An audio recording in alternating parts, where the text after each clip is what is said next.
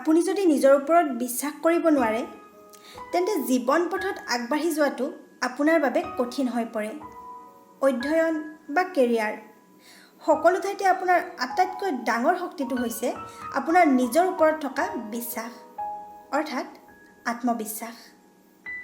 নমস্কাৰ, সুখী মনৰ ঠিকনালৈ মই চয়নিকে আপোনালোক আটাইকে আদৰণি জনাইছোঁ। আৰম্ভ কৰিবলৈ লৈছোঁ জীৱন সম্পৰ্কীয় আন এটি নতুন ভিডিঅ'। সুখী আৰু সফলতাপূৰ্ণ জীৱন এটিৰ বাবে আমাক আটাইতকৈ বেছি প্ৰয়োজন হয় আত্মবিশ্বাসৰ। আত্মবিশ্বাস নাথাকিলে মানুহ এজনৰ লগত কথা পাতোঁতেও আমি সংকোচ অনুভৱ কৰোঁ। যিকোনো কাম এটি আমি মুকলি মনেৰে কৰিব নোৱাৰোঁ।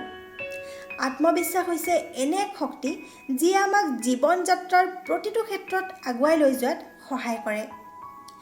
বিভিন্ন অধ্যয়নে প্ৰমাণ কৰিছে যে বেছিভাগ লোকৰে আত্মবিশ্বাসৰ ধাৰাবাহিকতা নাথাকে।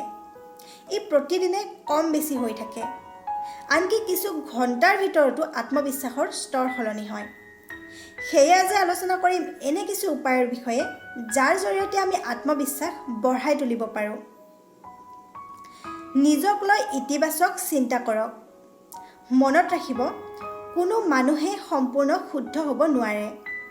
আপুনি ভালদৰে জনা বা কৰিব পৰা 3টা কাম তালিকাভুক্ত কৰক।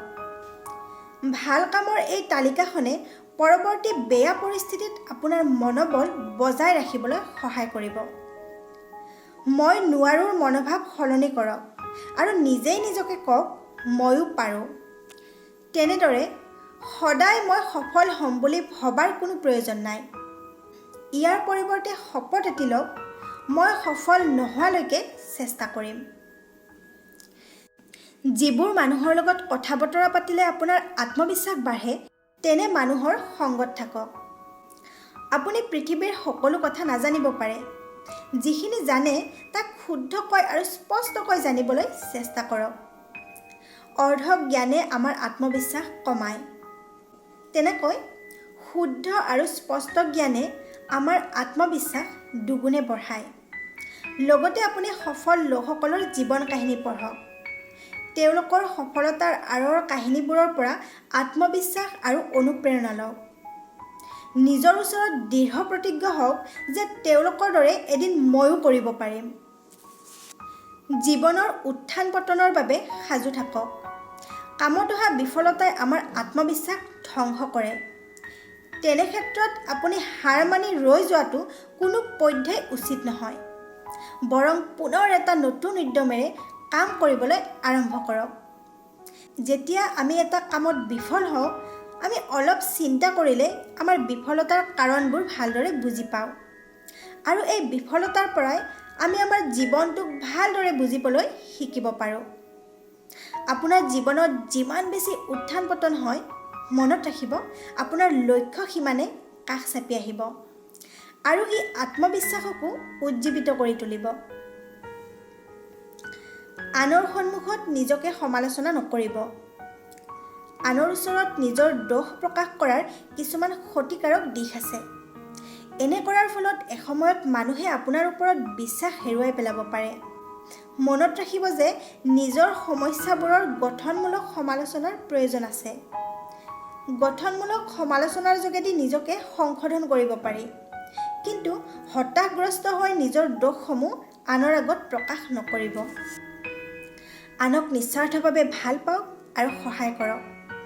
যিসকল লোকে আনক নিস্বাৰ্থভাৱে ভাল পায় আৰু সহায় কৰে, তেওঁলোকৰ আত্মবিশ্বাস বাঢ়ি গৈ থাকে। পৰিয়াল, বন্ধুবৰ্গ, সহপাঠী আটাইকে যদি আপুনি নিস্বাৰ্থভাৱে ভাল পায়, বিপদত সহায় কৰে, তেন্তে আপোনাৰ মনটো মুকলি হৈ থাকে। মুকলি মনত আত্মবিশ্বাস সোনকালে জন্ম হয়। আত্মবিশ্বাসক বজাই ৰাখিবলৈ হ'লে আপুনি কেতিয়াও পৰচৰ্চা নকৰিব। নিজৰ পোছাকৰ ওপৰত ধ্যান দিয়ক। আপুনি যি পোছাকেই নিপিন্ধে কিয়, তাক পৰিপাটি আৰু পৰিষ্কাৰ পৰিচ্ছন্নভাৱে পৰিধান কৰক, যাতে আইনাৰ সন্মুখত নিজকে দেখি আপোনাৰ আত্মবিশ্বাস বাঢ়ে। নিয়মিতভাৱে শৰীৰৰ যত্ন লওক। এটা উজ্জ্বল হাঁহি আৰু ধুনীয়া ব্যক্তিত্বৰে আপুনি জীৱনৰ বহু কঠিন প্ৰত্যাহ্বান সহজেই জিনি যাব পাৰিব। আজিৰ ভিডিঅ'টি এইখিনিয়ে আছিলে। যদি আপুনি ভিডিঅ'টি চাই ভাল পাইছে তেন্তে নিশ্চয় লাইক আৰু কমেণ্ট কৰিব।